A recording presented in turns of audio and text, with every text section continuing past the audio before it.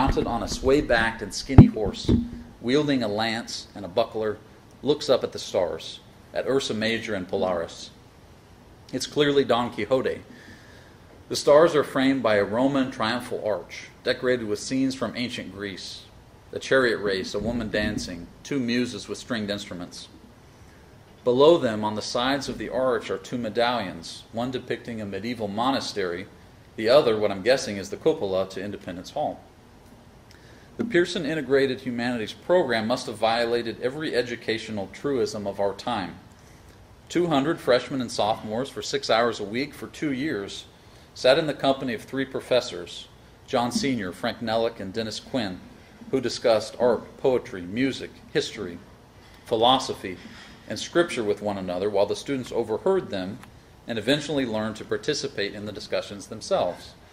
The students also recited poetry, learned to waltz, and were introduced to such words as truth, faith, honor, love, courtesy, decency, simplicity, and modesty.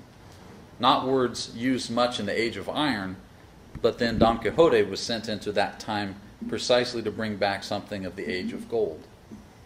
The motto of the program was Nascentur in admiratione, let them be born again in wonder.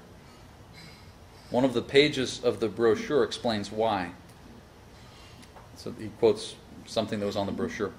In our day, wonder has been so cheapened by sensationalism and so crippled by skepticism that the college freshman, instead of being as one newly awakened to the excitement of learning, is often rather as one who has never been born.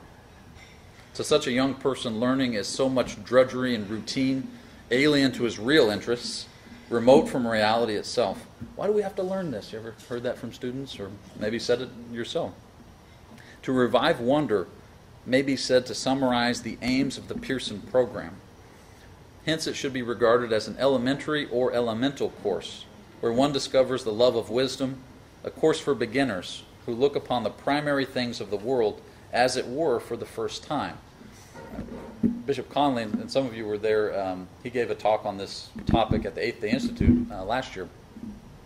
But time and time again he says these were not honor students. Now, I find that hard to believe in his case, in the case of Archbishop Coakley, but he says in general this wasn't a highfalutin program. We think of classical education and some of these things. Nowadays we say, well, this is probably for overachieving students. He said these were just average folks that were brought into this, but so much fruit came out of it. Back to what Tony said. An ancient philosopher said that to look at the stars is to become a lover of wisdom, a philosopher. Since the Pearson program aims to make all students philosophers in that sense, we say with a modern poet, look at the stars, look up at the skies. Not only are students in the program required to look, literally, at the stars, right? They did stargazing. That's part of the program. But they were also expected to look up through poetry and through all that is great in Western civilization. It is by the light of the stars, or something like a star, that we discover the world, we discover ourselves and our destination, end quote from Tony. But this idea of looking up, that's what the program did, and I think that's what all education is intended to do, is to look up, right? That's what an anthropos is, that's what a man is someone who looks up, a creature who looks up. All right, so what I want to do now, at the risk of being far too brief in my discussion of his work, I want to look at just a couple of ideas that were important to Dr. Senior, at least from my removed perspective, and just from the people I've talked to and what I've read of him. Okay.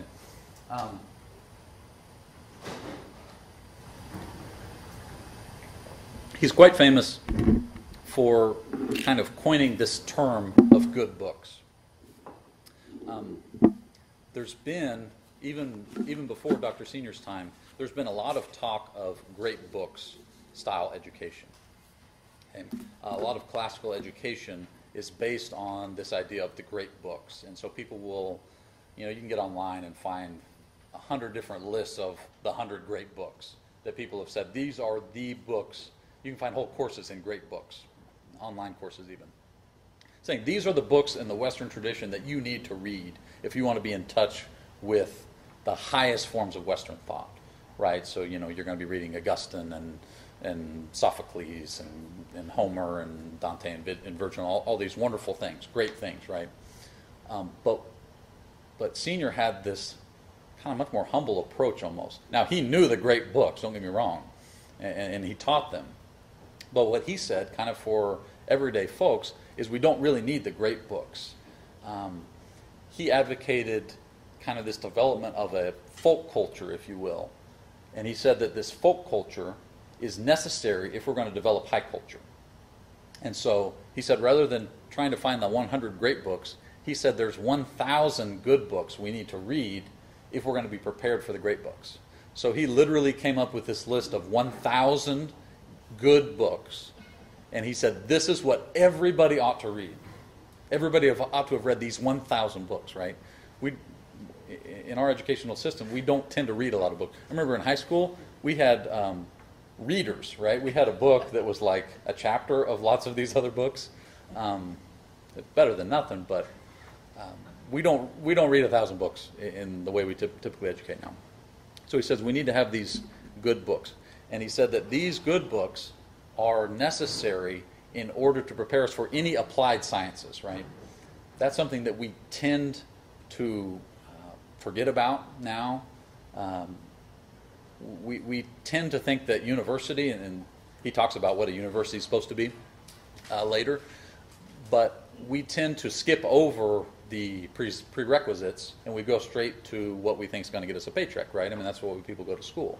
But he's saying that any study, any science is going to be inhumane if it's not preceded by this proper understanding of goodness and beauty and truth and the transcendentals. So a doctor needs this. A mechanic needs this, is John Senior's point.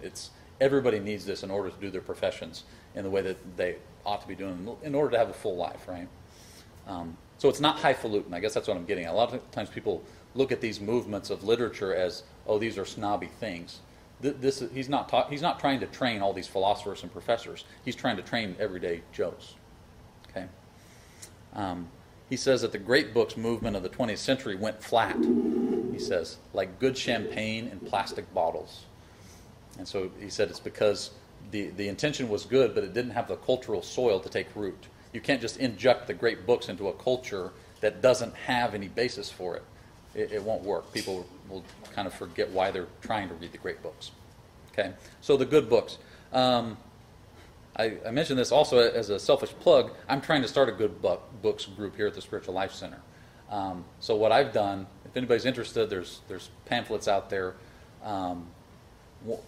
One night a month, first Tuesdays of the month, starting this fall. I've broken it into trimesters. And what I did is I took John Senior's list of the 1,000 good books, and I broke it up into a couple of year program of saying we're going to take some of these from each category and we're going to read through them. So we'll see what happens. Maybe it'll just be me reading aloud to myself. But we're going to do a good books study program. And so we're starting with... I forgot to click. There, that was the thematic quote. We're going to start with The Betrothed by Alessandro Manzoni. So, starting in September, I got copies of it in the bookstore. If you're interested, check it out. First Tuesday of the month. So the good books, that was important to Senior. As a dovetail to that, education.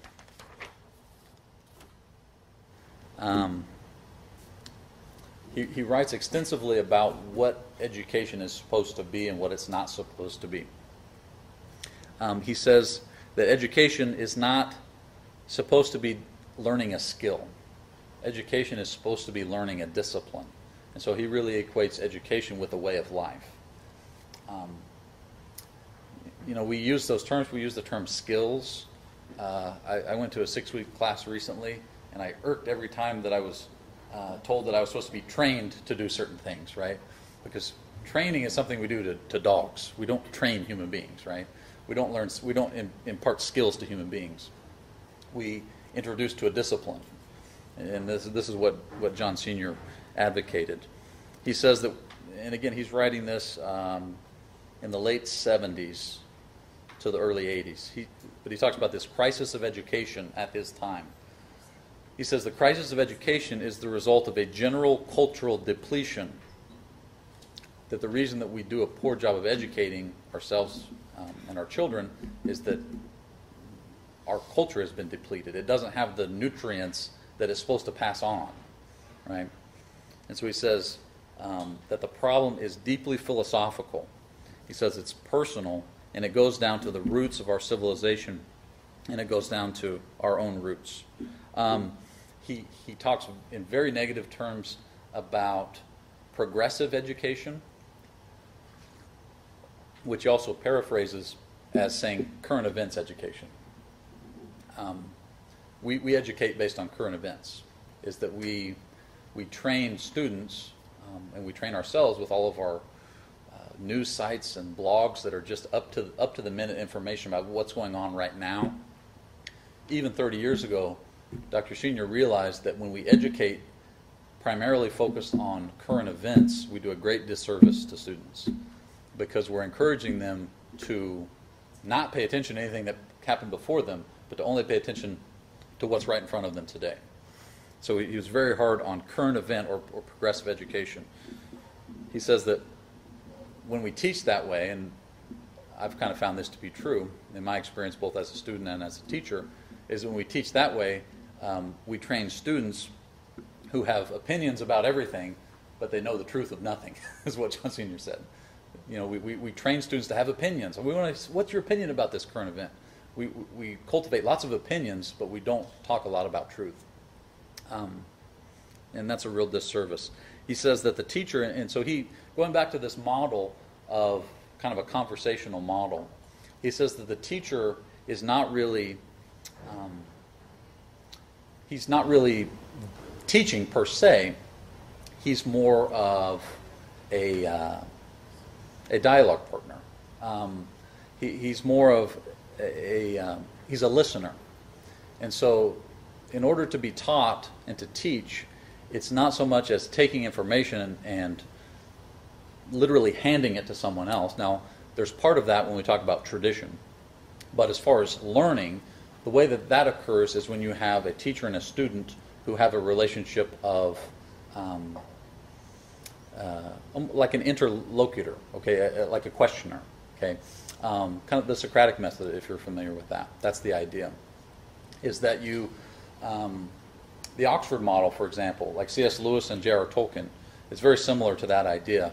What Lewis and Tolkien would do is they would have lectures, which were optional, and the students didn't engage in the lectures. So you could go to the lecture and hear what the professor had to say, but really the content of the course and how you got your grade was you would get an assignment and you would be asked to do a paper on a topic, and you would get your assignment, you'd go do your work, and you'd formulate your thesis, you'd write it out, and then you'd come one-on-one and present it to the professor. And he'd listen to the paper that you presented to him, and then he'd start asking you questions about it and grilling you on it. It's almost like the medieval model, right? Think of the difference between that and this model of I'm going to try to blanket all this information, all these standards that I have in my notebook here, and I'm going to try to tell you what answers you need to know in order to pass the test, right? That's the difference. And so John Senior said that the teacher is more of an auxiliary. He's a helper. He's a listener.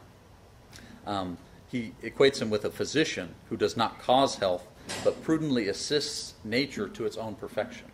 The teacher assists nature to reach its own perfection. It's a very different idea on education. He's very critical of the modern university as well. He says the chief criticism of the modern university is that it's really not a university. It has no integrity. The studies are not integral, he says. It's not a university, but the term he uses is a pluriversity. Right? You get all these different colleges and disciplines that are all going different ways, and the students still send their checks to the same place, and they all got the same logo on their shirt, but the disciplines don't really have anything to do with one another. And I think you see that in not just the large universities. You see that even in a lot of the small ones, is that it starts easily coming into that idea of a pluriversity where there's really not an organized mission of what we're trying to form. All right. So he's very critical about the idea of university.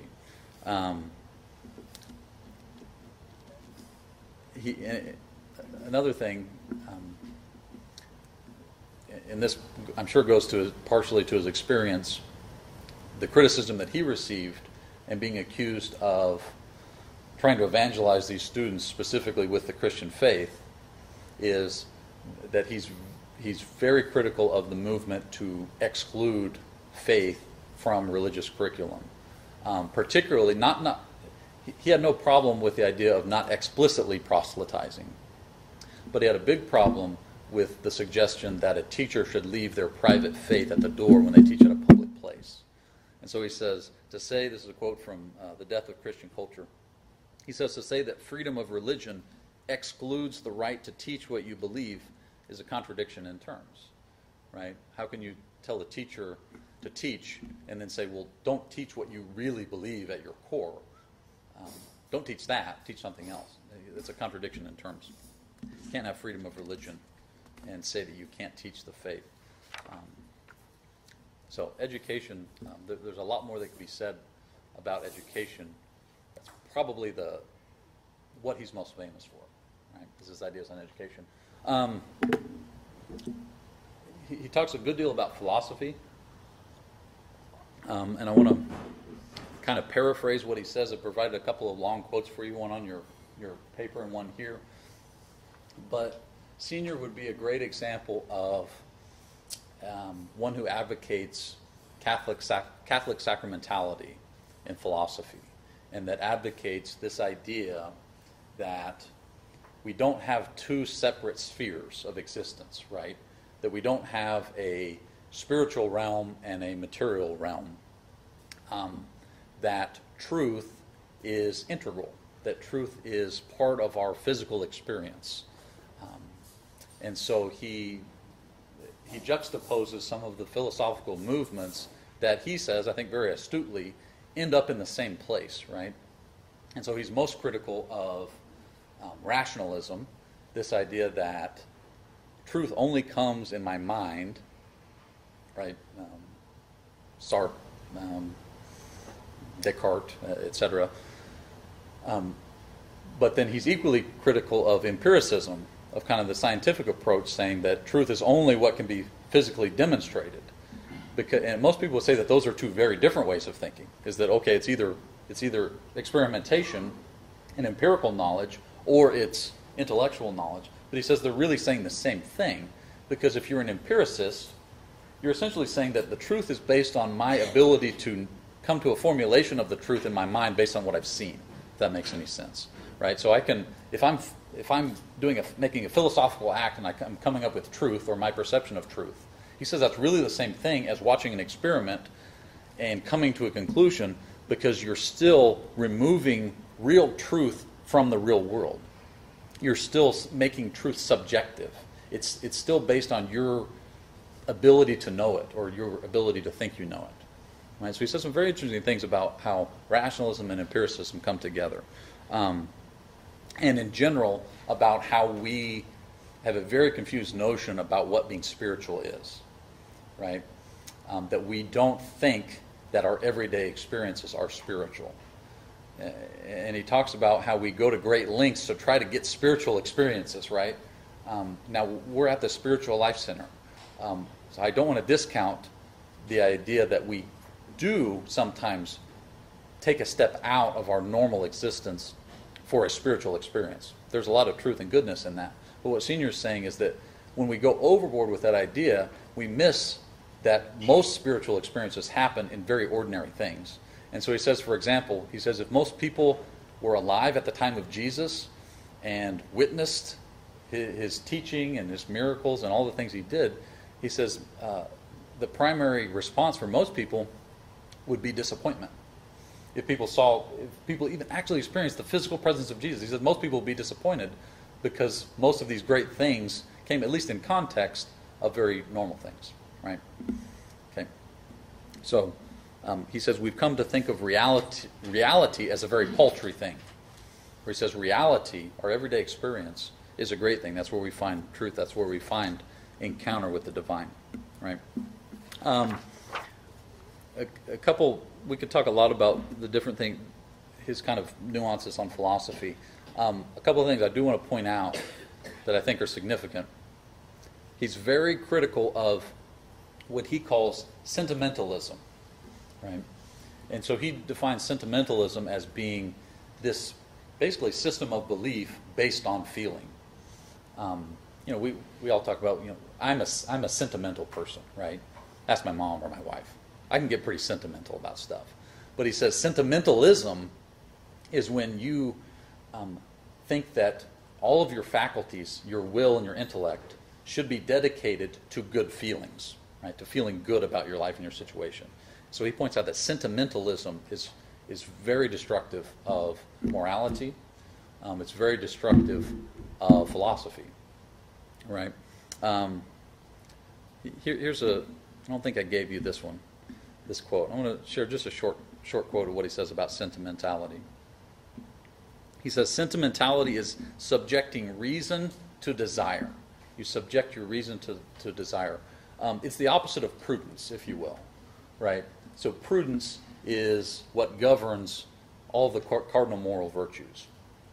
Prudence is essentially what enables a person. A prudent man is one who subjects his will to what he objectively sees as true. That's a simple definition of what prudence is. Prudence is you see the truth, and I subject my will or my desires to that truth, and I don't make excuses for it. Right? So sentimentalism is the opposite of that. Is saying my desires are the most important thing, and so I'm going to subjugate truth to that. I'm going to subjugate my intellect to that. I'm going to make my intellect serve that. Very dangerous. All right? He says this is what Dante says of carnal sinners in the Inferno, putting reason to the use of feeling rather than the right way around. Gluttons, for example, I didn't put this quote on there, right? No. Gluttons, for example, spend their intelligence in the service of their bellies, and so it is with about the avaricious and those who cannot control their tempers or who are infantile about sex, right? So putting your desires, subjecting your will to your desires. Subjecting the truth to your will and your desires. Sentimentalism, he says, is a chorus of who's to say. This question denies that men can know what is right and wrong. But somebody thinks he knows, and somebody is going to run the world, Senior says. And if it's run by criminals, we will learn to know the difference. Only too late, he says. All right. So sentimentalism, guard against that, Senior says. The other one that he's very critical of is Oriental thought, is Eastern spiritualities, Eastern philosophies. He's very cognizant of the problems that come from dabbling in that, primarily because of its dualism. Okay, he says that the Christian tradition is inherently opposed to this tradition of Eastern mysticism, because Eastern mysticism is dualistic, right? It separates the spiritual from the material. I don't want to go down a rabbit hole here, but there's a lot of movements of certain brands of contemplative prayer can go down that chute. Certain types of even Christian practices can kind of dabble in this Eastern mysticism, and I think it can become problematic. I was at a group one time, and they and I hope nobody was part of this group, but they said, okay, well, we're going to contemplate now, and they banged a gong, and they said we're going to have our 10-minute contemplation or something, and I was just kind of like, I don't think contemplation happens like that in the Western tradition. It's not something we just jump into or jump out. It reminds me, John Sr. would have an issue with that idea of kind of jumping in and out of mystical experience. I think he would be much more in line with like Lectio Divina or kind of these Western traditions of meditation. Okay, so he's very, yes? What did you think about Thomas Merton? He said Thomas, he talks about Thomas Merton in one of his books, and he thinks Thomas Merton should have stayed in his abbey. This is essentially what he says. He doesn't talk a lot about him or And I certainly wouldn't want to throw out, Thomas Merton has lots of great stuff. But what John Sr. says is he should have remained faithful to his rule, is what he says in one of his books. So he didn't like that what happened with Merton later in his life. All right. Philosophy, that was the heaviest one. Culture.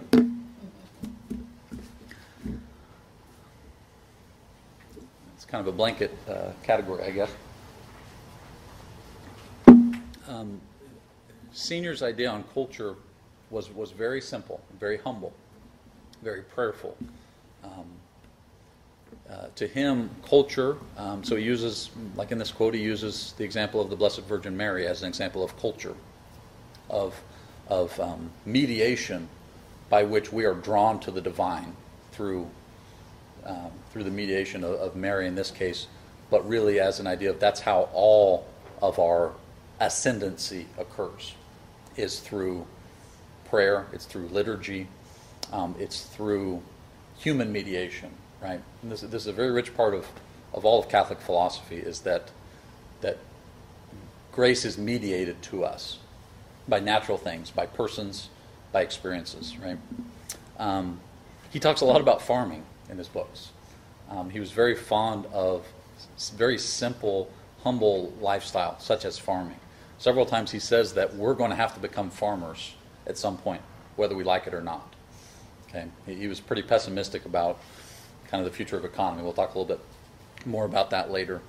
In one place he says that Christian culture is essentially the Mass. He says that's what Christian culture is. You know, you can't find a more basic Catholic metaphor for culture than the Mass. What happens at the Mass? We come to the Lord, we offer ourselves, we offer our experiences, our life, our works, our humanity, our physicality, and it's transformed. And it comes into communion with the divine. He says that's a metaphor for culture. That's all of our lives should be taking that model of the Mass. Okay. He talks about pseudo-culture, which is a very dangerous thing even in his time, but I think even more dangerous now. He says, quote from The Death of Christian Culture, he says, whereas for 2,000 years we've had a real culture that was known by many or few according to the ups and downs of politics, today we have a pseudo-culture known by all, right?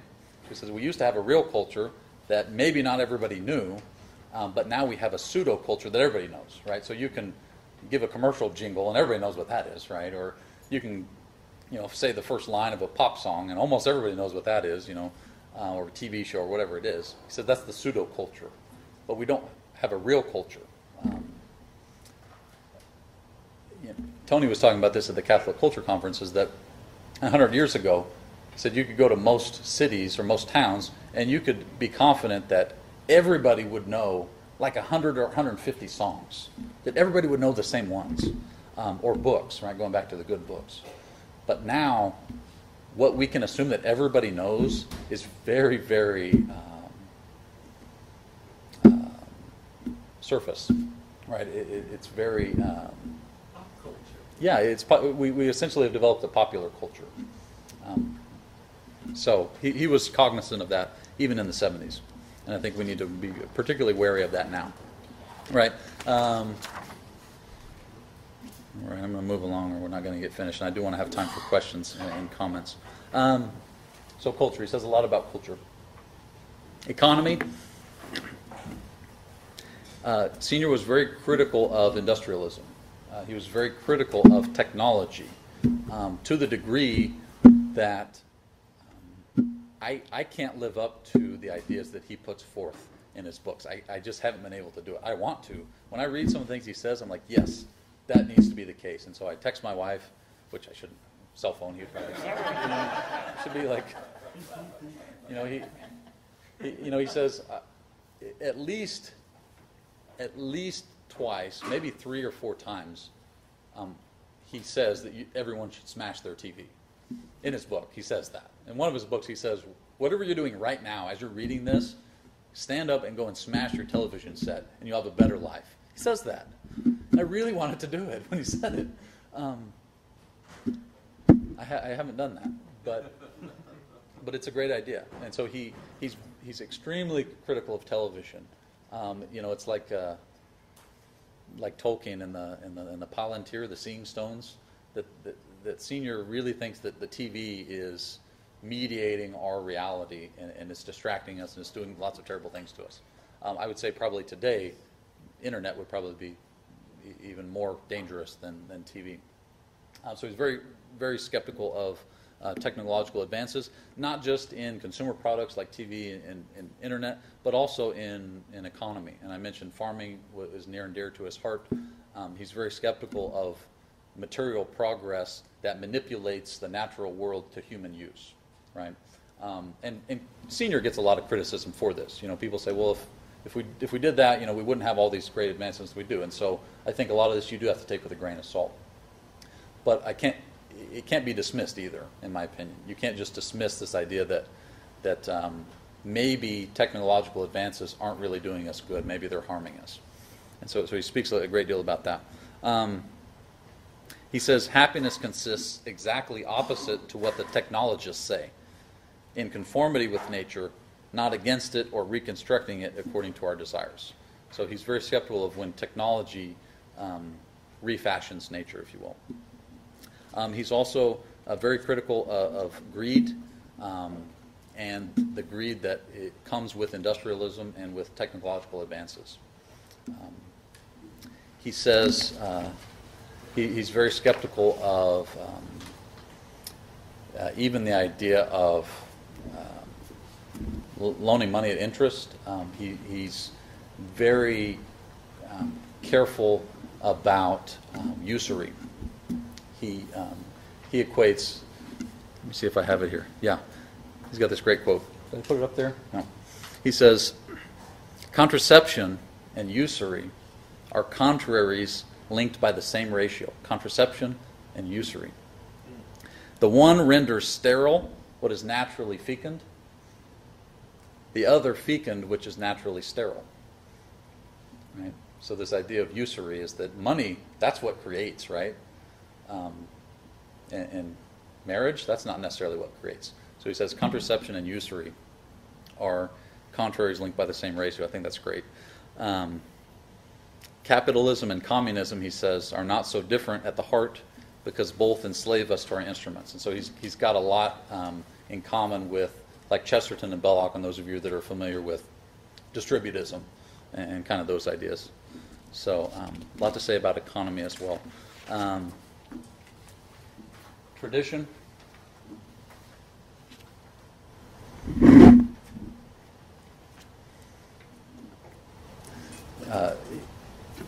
What Senior says about tradition reminds me a lot of the ideas of Joseph Pieper,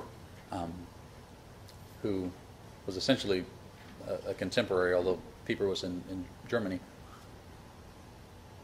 But Senior was very cognizant of the fact that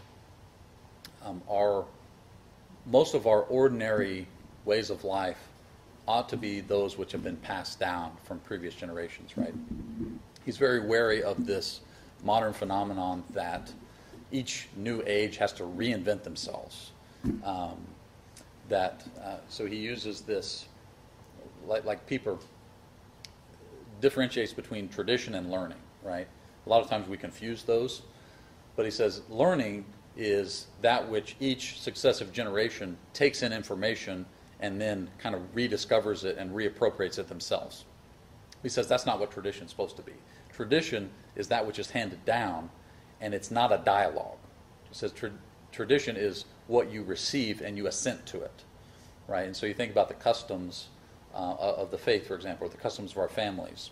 They're not up to question. They're not up for vote or debate each generation, right? They're that which is passed down.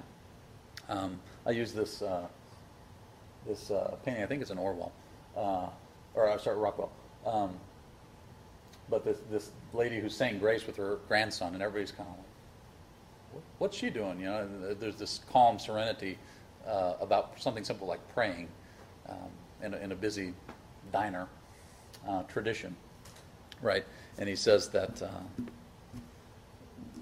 that to be new, and this is in the quote, the long quote I provided you, he says that we have this obsession with being new, and when we're obsessed with being new, what we really want to be is scandalous. And so he says to be new is to be avant-garde. Okay, and so he's very skeptical of this idea of progressivism, right? And I think we see that, examples of that all the time. Some other things that make people think a lot in his ideas. He's got some very particular ideas about ecumenism that I think are important.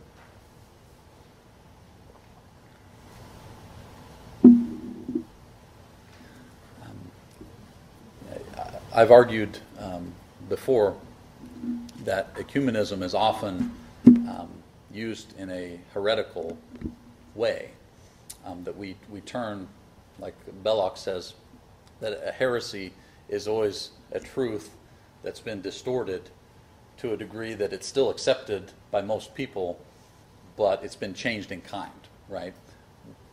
We sometimes do this with ecumenism. The idea of ecumenism is this reunification of all into the same faith, into a restored faith, into a unity in faith that Christ desired. What happens with that is that we get all these other things that aren't ecumenism, but that are kind of like ecumenism, right? So we get multiculturalism. We get this kind of what seniors call syncretism, visism. There's too many V's and S's in the same word, right? This idea that we're just kind of blending everything together into something that's really not of any great substance. So he's very careful about that. And he's not afraid to point out our differences, as the quote that I provided you and the quote that's up here.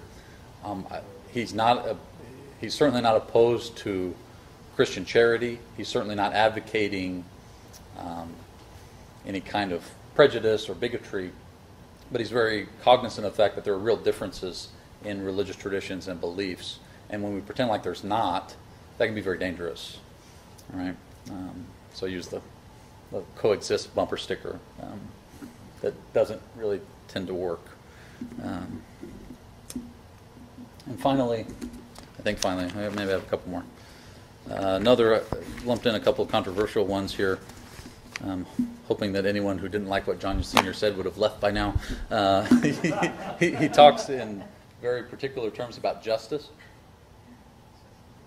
that are outside of what would be considered to be mainstream Catholic thought, certainly in the year 2016, but cannot be dismissed, his ideas on this. And Senior comes from a Thomistic background. He comes from a philosophical background. And I was having a conversation with a theologian that I like and respect just the other day, because I told him I was doing this talk on John Sr., and he says, Senior was using this model, was using a philosophical model that pretty much nobody endorses anymore. We've kind of moved past that. So I don't think we can do that with Aquinas and with Augustine. I don't think we can dismiss it that easily. So he approaches issues of justice, so death penalty, just war theory, other types of retributive justice. He approaches it with the perspective that justice is due even to offenders, in the sense that if someone commits a crime, it's just that they receive a just punishment, that it's a mercy to them for Senior. And this was mainline Catholic teaching for many, many years. That to say that someone has done a crime and they ought to be punished less severely than would normally be due to them, he says that's an injustice to them. They have a right to be treated justly. He says, since a convict, this is from the Death of Christian Culture, he says, since a convict is a man, it's wrong to treat him like a pet. He possesses a dignity according to his nature, having intelligence and will, and he has the right to a just punishment proportioned to his crime. This is the part I should probably leave out. No crime is so atrocious as to deserve the visitations of a social worker. I apologize if anybody's in. He's very critical of this kind of idea of that prison is primarily for rehabilitation, and he saw that there were some problems with that. He says pain. Oh, this is on your handout. I'll leave that one to you. About the value of pain, and that punishment ought to be hard. That there's value in that for the person being punished. Okay, it's not that we're all sitting here saying, yeah, now this person's getting what they deserve. He says that the suffering that somebody endures because of a just punishment is beneficial for them. Okay, for ultimately for their redemption, hopefully. All right, so very interesting. I don't think we can dismiss what he's saying here. On war, he says the primary purpose of war is retributive justice, punishment inflicted on nations that have injured innocent victims. War is therefore certainly not a crime, but a very great good.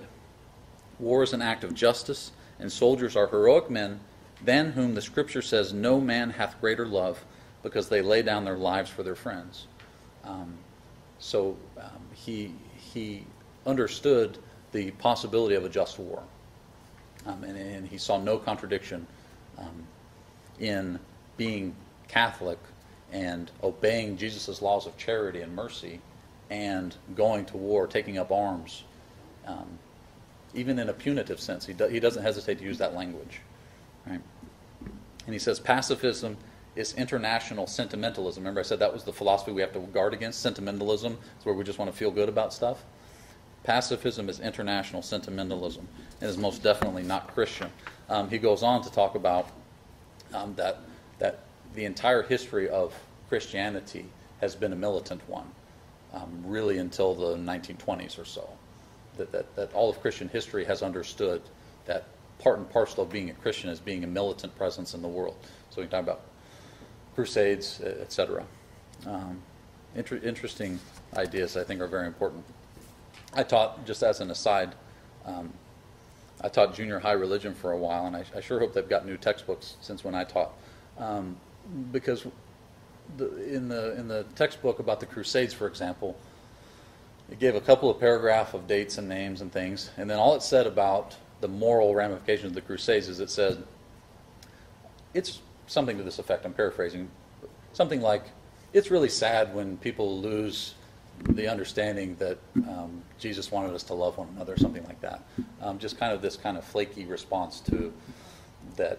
I can't imagine that anyone would ever use violence or wielding arms for the name of Christianity. So we have a lot of that that's present in the way we teach. Yes, ma'am. Counter that statement? Could I counter? That statement in the book? Indeed. Yes, indeed. Yeah. Indeed. I think eventually I started skipping that section of the book. So important ideas and understandings that he wasn't afraid to say. And then finally, the last thing, and then I'd really love to hear thoughts about Senior, and if anybody has any experiences. He talks a lot about family. He talks about philosophy, and he talks about these really particular things, but most of what he says is pertaining to the family and the normal means by which we work out our salvation. He was a family man himself. He talks a lot about our fertility as being a key to the restoration of culture, but then also a touchstone to measure our level of vice. Is that the contraception? I mentioned the equation he made between contraception and usury. He talks about even in his day, and now this would have been so after what the Civil Rights Act was 1964. That's when we start getting a lot of legislation about that basically removed the idea of family wage and stuff. So he was in the immediate aftermath of this idea of two working partners in the family, and he makes commentaries such as that we will allow our families to be disintegrated and split up by both parents working full time so that we can afford a second car. Okay, he'll give hard statements like that to reflect on. He says beautiful things. He reminds me of Chesterton in the way that he dignifies women, for example, in a way that's very different from the way that kind of our liberal, progressive, feminist slant from the media that we get will portray them. So people like Chesterton, people say he's a chauvinist because Chesterton, for example, was against female suffrage. He didn't want women to vote. So he's a chauvinist. Why? Because he said that woman, he was devoted to his wife Alice. Was his lady that he thought it was his duty to protect. If you read on the day, I know this is an aside, on the day he got married, great Chestertonian story. He's walking to get married, and he's thirsty, so he stops at a store and he buys a glass of milk and he drinks a glass of milk. Then he walks a little further, and then he says, "I better get a pistol to protect my new bride." So he goes and he buys a gun. So he got married holding a gun because he knew he had a new responsibility to protect his wife. And then he says he thought that there might be Vikings where they were going on vacation. So this great imagination for Chesterton. But he had this high respect for women. So he said that politics was a dirty business. And he said that he didn't want his wife to be implicated in the dirty business of politics. Decisions to go to war, decisions to put somebody to death. These kind of things, he said, those were an offense to her dignity. So it was because of his high respect for women. Well, Senior's the same way. He says, in Restoration of Christian Culture, he says, woman's place is in the home, not because some chauvinist put her there, but because there is a law of gravity in human nature, as there is in physics, by which we seek our happiness at the center. By which we seek our happiness at the center. Right? To beget children, to love her Lord in marriage, a woman's work is propelled by joys unsurpassed on earth. Okay, so when he says these things that people would take out of context and they say, "Oh, he's a chauvinist," it's because of this great love he has for the female genius and dignity that we have.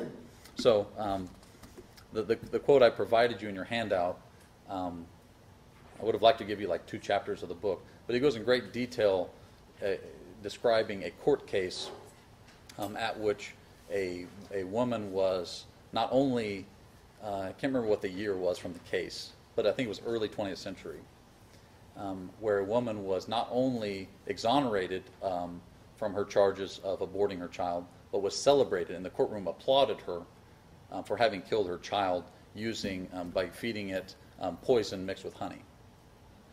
And he cites that case, and he goes in great detail about the atrocities of that case. It wasn't in the United States; it was in Europe. But that's a little background to his quote about honey and barbiturates. It comes from that case. So he says, and I haven't read you the other ones because I know you can read, but I will read this one. It says, "Now the universities and the mass media feed poor girls honey and barbiturates day and night, injecting all the bitter, anti-Christian doctrine of lethal liberation, killing warm, adoring youthful hearts to leave the husks of lesbians and Amazons who hate to cook and sew, whom no man can love, for whom a child, if it occurs, is called a parasitic growth, scraped into a refuse pail and rendered into soap." He's been described as Peter Kreeft on steroids, the way he writes, right? He doesn't pull any punches, and so some people find his writing too harsh to take, but I think he makes great points, and I think he has a lot of brilliance to share with us. I'm going to stop there. What I'd love to do now is if anybody has any questions, thoughts, any experiences, connections with people that have been part of the program. I apologize. I meant to leave some more time, but I'm willing to hang out if you are. Just to open up the floor.